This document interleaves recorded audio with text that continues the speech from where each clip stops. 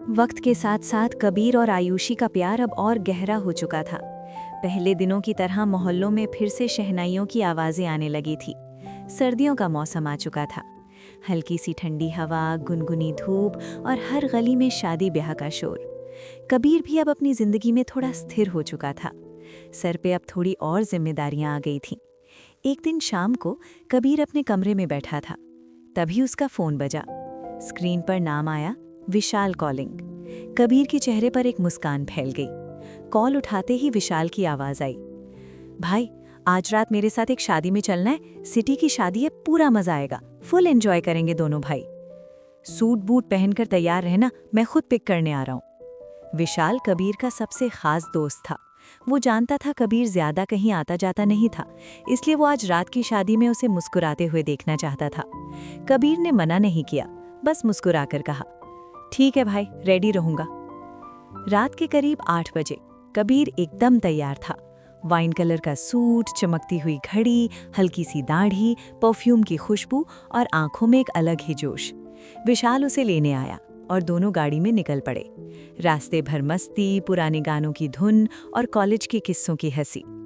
करीब 1 घंटे बाद वो दोनों उस शादी में पहुंचे। चारों तरफ रोशनी ही रोशनी थी। जगमगाहट ऐसी मानो जन्नत जमीन पर उतर आई हो। एक से एक महंगे फूल, चमचमाते झूमर, हर कोना खुशबुओं से महक रहा था। वो कोई आम शादी नहीं लग रही थी, किसी बड़े आदमी की बेटी की शादी थी वो। हर तरफ रईसी की झलक थी। पर कबीर और विशाल अपनी ही मस्ती में खोए थे। डांस, खाने के स्टॉल, कॉन्वर्सेशंस, दोनों फुल एंजॉय कर रहे थे। फिर कबीर ने विशाल से कहा, चल भाई, एक बार लड़की को देख कर आते हैं। आखिर देखना तो बनता है कि जिसकी इतनी महंगी शादी हो रही है वो आखिर दिखती कैसी है। जब इतना पैसा बहाया है तो कोई राजकुमारी जैसी ही होगी। फिर वो दोनों जैसे ही मंडप के पास पहुंचे, कबीर ने जैसे ही दुल्हन को देखा, उसके कदम वहीं रुक गए। उसका चेहरा एकदम सफेद पड़ गया, सांसें जैसे थम सी गईं। विशाल कुछ समझ नहीं पा रहा था, क्योंकि कबीर की आंखें अब किसी एक चेहरे पर अटक चुकी थीं। एक ऐसा चेहरा जो कभी उसकी जिंदगी था, जिसे उसने कभी खुदा से मांगा था, और वो चेहरा आज किसी और के नाम होने जा रहा था। वो सामने थी। कबीर की नजरें जैसे जम गई थीं। वो एकटक मंडप की तरफ देख रहा था, जहां गुलाबों की लड़ियों से घिरी कुर्सी पर लाल जोड़े में सजी एक लड़की बैठी थी। वो आयुषी थी।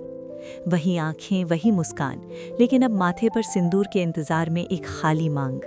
वो चेहरे से जितनी सजी हुई थी, कबीर की यादों में उतनी ही अधूरी। उसके कानों में शादी की शहनाइयों की आवाज गूंज रही थी, पर कबीर को बस एक आवाज सुनाई दे रही थी, अपने टूटे हुए दिल की धड़कनों की। विशाल कुछ समझा नहीं। वो बोला, क्या हुआ भाई, यूं एकदम चुप क्यों हो गया? कबीर ने धीमे से कहा, विशाल, वो दुल्हन आयुषी है। विशाल स्तब्ध रह गया। कबीर के चेहरे पर जो भाव थे, जो शायद किसी शब्दकोश में भी न मिले। अचानक कबीर की आंखों से एक आंसू लुढ़क कर गाल पर आ गिरा। उसने तुरंत अपना चेहरा घुमा लिया। कहीं किसी ने देख न लिया कि आज एक लड़का अपनी ही मोहब्बत की शादी में मेहमान बनकर आया है। कबीर ने अपने कदम पीछे खींचने चाहे, पर पैरों में जैसे जंजीरें बंध गई हों। उसके सामने उसकी जिंदगी बैठी थी, किसी और की बनने को। वो वहीं एक कोने में खड़ा रहा, आंखें नम, दिल भीगा हुआ और जुबान खामोश। और फिर एक पल ऐसा आया जब आयुषी की भी नज़र कबीर पर पड़ी। उनकी आंखें टकराईं और वक्त थम गया। दोनों की आंखों से एक साथ आंसू बह निकले। ना कोई शब्द, ना कोई इशारा, बस एक पल जिसमें दो टूटे दिल चीख चीख कर एक दूसरे को पुकार रहे थे, मगर बिना आवाज। कबीर की आंखों में आंसू थमने का नाम नहीं ले रहे थे। उसकी नजरें पूछ रही थीं, आखिर क्यों? कम से कम एक बार बताया तो होता।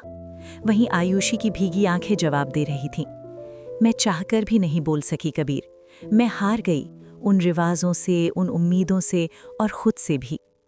कबीर बहुत कुछ कहना चाहता था, बहुत कुछ पूछना चाहता था। आयुषी भी उसको कुछ कहना चाहती थी कि काश तुम बस एक बार कह देते, चलो भाग चलते हैं, तुम्हें सब छोड़ देती कबीर। लेकिन ना वो बोली, ना वो लम्हा बस उनकी आंखों के बीच ठहर गया, जैसे दोनों की रूहें एक दूसरे को जकड़ रही हों, पर जिस्म बेबस थे। कबीर ने नजरें झुका लीं, आंखों में समुद्र भरा था, पर अब कोई किनारा नहीं था। आयुषी किसी को देखकर एक पल को मुस्कुराई, लेकिन वो मुस्कान नकली थी।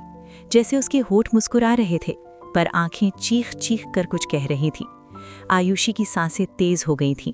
वो अपनी जगह से उठने को हुई, लेकिन किसी ने उसका हाथ थाम लिया। उसकी माँ ने।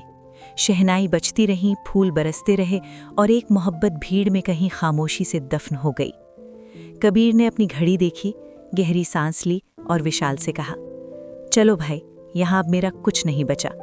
विशाल ने उसकी आंखों में देखा और बिना कुछ पूछे बस कंधे पर हाथ रख दिया।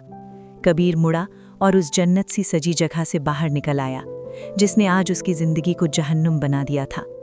पर आयुषी अब भी उसे जाते हुए देख रही थी, आंखों में बहुत सारी मोहब्बत, बहुत सारी बेबसी। कबीर कुछ नहीं बोला, वो बाइक पर चुपचाप बैठ गया। विशाल ने भी कुछ नहीं पूछा, बस उसके कंधे पर हाथ रखा, क्योंकि अब शब्दों की कोई ज़रूरत नहीं थी। शादी की भीड़ पीछे छूट चुकी थी। फूलों की सजावट, शहनाइयों की आवाज़ और उस पंडाल की रोशनी अब कबीर की आंखों में सिर्फ धुंधली परछाइयों की तरह रह गई थी। बाइक पर उसका दोस्त चुपचाप चला जा रहा था और पीछे बैठा कबीर टूट चुका था। उसकी आंखों से आंसुओं की धार थमने का नाम नहीं ले रही थी। हर मोड़ पर उसे वो लम्हा याद आ रहा था, जब उसने आयुषी को दुल्हन के जोड़े में देखा था। वो चेहरा जिसे उसने किसी और की बाहों में जाते देखा था। बाइक तेज चल रही थी, लेकिन उसके दिल की तकलीफ उससे भी तेज दौड़ रही थी। अचानक कबीर ने कांपती आवाज में कहा, भाई, बाइक रोक यहाँ। उसका दोस्त समझ नहीं पाया कि क्या हुआ, लेकिन बिना कोई सवाल किए उसने बाइक एक सुनसान जगह पर रोक दी।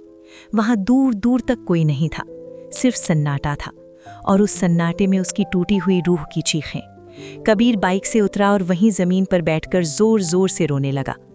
क्यों किया उसने ऐसा? क्यों? वो चीख रहा था, जैसे किसी ने उसके सीने को चीर दिया हो।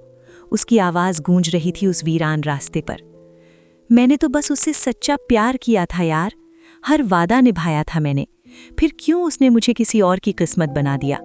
उसका दोस्त कुछ पल वहीं खड़ा रहा और फिर धीरे से उसके पास आकर उसे अपने गले से लगा लिया। कबीर, बस कर भाई, खुद को इतना मत तोड़। कबीर उसके सीने से लगकर और भी जोर से रोने लगा।